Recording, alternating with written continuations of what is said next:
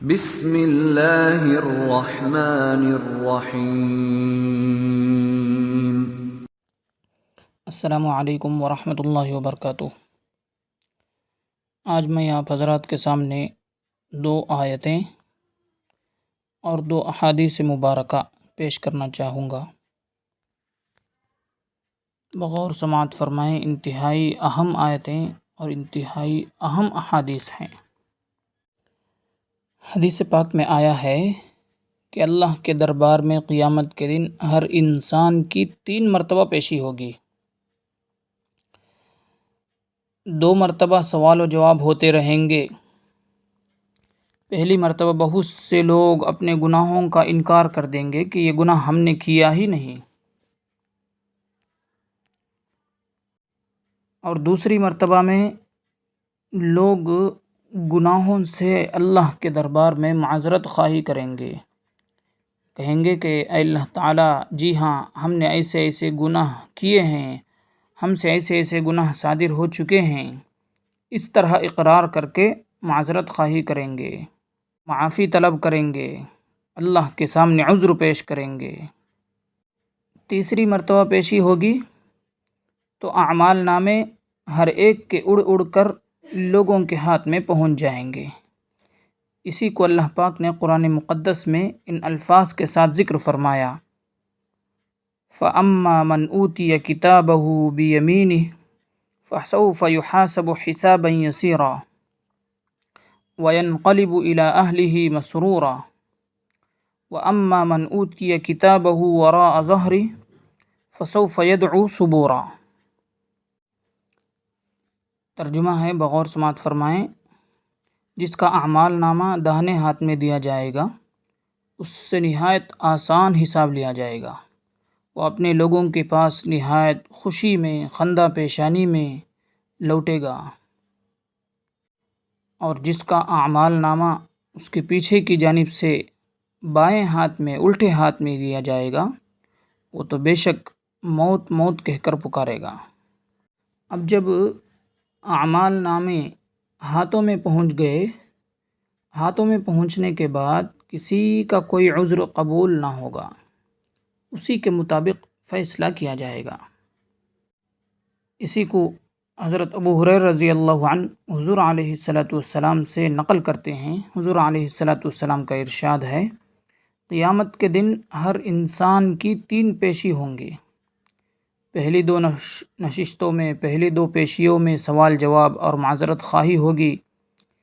تیسری پیشی میں، تیسری نشست میں لوگوں کے ہاتھوں میں اعمال نامے اڑ اڑ کر پہنچ جائیں گے۔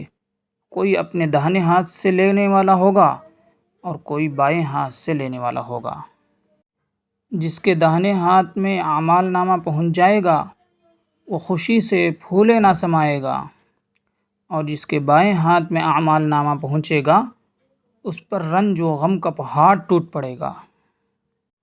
3 مرتبہ پیش کیے جائیں گے۔ ان تینوں رجسٹروں میں کیا کیا ہوگا؟ بغور سماعت فرمائیں۔ حضرت انس بن مالک رضی اللہ عنہ سے روایت ہے کہ جناب محمد رسول اللہ صلی اللہ علیہ وسلم نے ارشاد فرمایا کہ قیامت کے دن ہر انسان کے لیے 3 رجسٹر ہوں گے، دفتر ہوں گے، اور وہ اپنے تینوں دفتروں کے ساتھ اللہ کے دربار میں پیش ہو گئے۔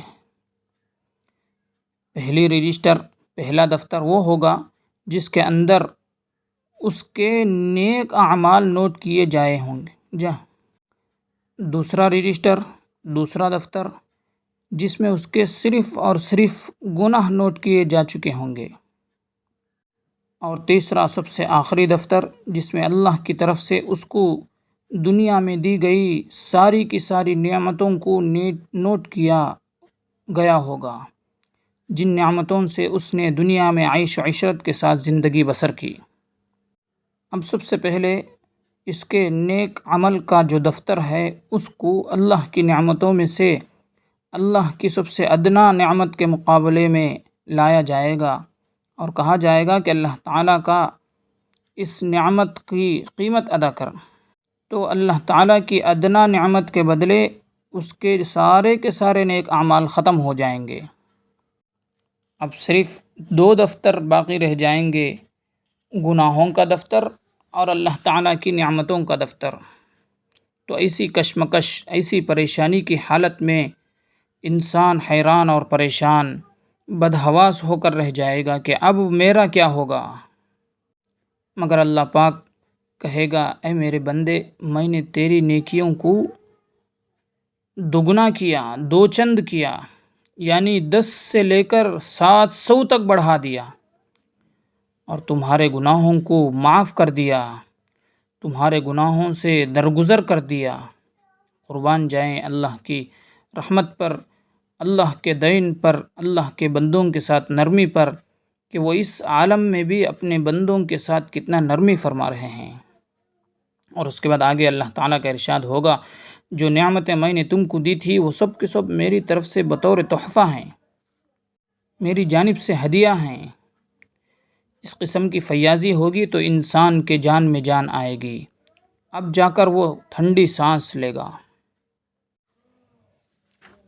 تو ان احادیث کو اور قرآن مجید کی ان آیتوں کو سامنے رکھ کر یہاں ہر ایک انسان کو غور ملاحظہ کرنا چاہیے، غور فکر کرنا چاہیے کہ اللہ تعالیٰ نے اس کے اوپر کیسی کیسی نعمتیں عطا فرمائی، اور اس نے اللہ کے دربار میں کیسے بڑے بڑے گناہ کر دیے۔ یہ سوچ کر اپنی زندگی کو بدلنے کی کوشش کریں۔ واقعی میں ان احادیث میں انسان کو اپنی زندگی بدلنے پر ہمت اور حوصلہ پیدا ہوتا ہے، اور یہ 2 حدیثیں اللہ کے دربار میں پیش ہونے کے بارے میں ہیں۔ اس کو سن کر، اس کو دیکھ کر، اس کو ان پر عمل کرنے کی نیت سے پڑھیں اور سنیں، اور دوسروں تک ان باتوں کو پہنچائیں، تاکہ دوسرے بھی ان احادیث کو سننے سے، ان احادیث پر عمل کرنے سے پیچھے نہ رہیں۔ اللہ سے دعا ہے کہ اللہ رب العزت ہم سب کو ان حدیثوں کے موافق زندگی گزارنے کی توفیق عطا فرمائے، ان احادیثوں کو سامنے رکھ کر زندگی بسر کرنے کی توفیق عطا فرمائے، آمین۔ السلام علیکم ورحمۃ اللہ وبرکاتہ۔